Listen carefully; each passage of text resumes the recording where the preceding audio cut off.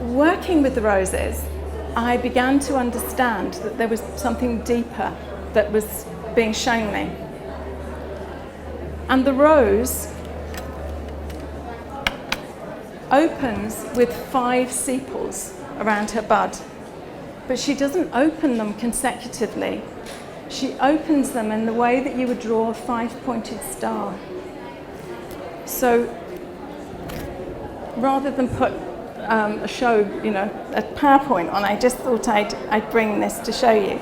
You can see that it goes here, here, here, here, right? It's a gradual opening. And in fact, Keith Critchlow has done a fabulous book on the sacred geometry of flowers. And he's also shown this process in his book. So the rose resonates to the pentagram. She resonates to the pentagram geometry. And that has got a direct connection to Venus. And Venus's transit creates what's called a rosabella. Venus takes 8 years to complete a cycle in the heavens. And she holds this same frequency, this same pattern in her energy.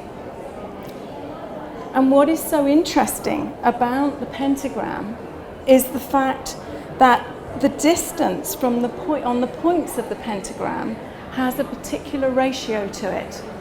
And it's a ratio of 1 to 1.6183 recurring. It's the golden mean. It's the golden mean proportion. And that means that the rose energy has a dynamic to it. It's not a static energy. It's not a fixed geometry. So when the rose opens her sepals, her blossom explodes from the bud. And it explodes in the form of the golden mean spiral. So this is a nautilus shell, which also holds that same geometry. And it's not a stable geometry. It's a geometry that can compress exponentially and expand exponentially. And this is our heart. Our heart energy does this.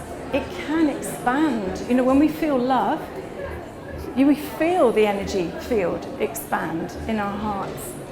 And we feel the compression in our hearts when we feel trauma or somebody has said something that's hurt us or has tapped into an old memory that wants us to shut down and to hide.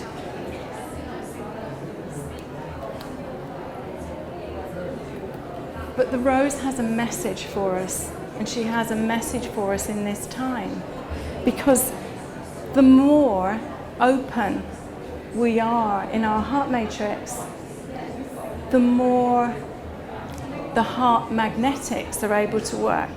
The more we can create magic in our lives, the more transformation we can create in our lives. So what is it about this geometry that expands and can contract? When we've got stories, when we've got wounded places that we're still working with, that we've still not been able to process, it makes that geometry sticky. It makes it really much more difficult for us to open our hearts. And we'll usually choose to avoid situations where, sore places that we're still working with get triggered. But the universe has got a different program. And, if we came in to this journey as a soul code, and in that code was, our gifts, but also the area of self-mastery that we are working with, we will embed into the genetic code of the family that we choose to come in to birth with. And often there will be incidents or experiences in the first 7 years of life that will trigger off the area of self-mastery that we're seeking. So it will activate our journey. It will activate the search back to here, back to the wholeness of the heart. And that is really the message of the rose. That's what she's here to do, because she operates from this same geometry, this golden mean geometry that can expand exponentially and compress exponentially. She will open to reveal her golden heart. And it's interesting that Anubis in the Egyptian pantheon weighed the heart against a feather at the time of passing. So we're being asked to have hearts that are as light as feathers. And the only way we can do that is to let go of our pain, let go of the places where we can contract from life and keep stepping forward into expanding into life and being able to love whatever comes at us. So as I worked with this set of 11 roses, I also came across somebody who was working with the physics of the heart.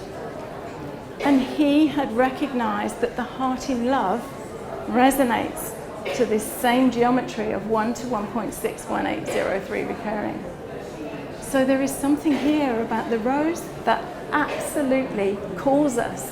She calls us to be present and be in the heart. And you know, we say, don't we, well, stop and smell the roses.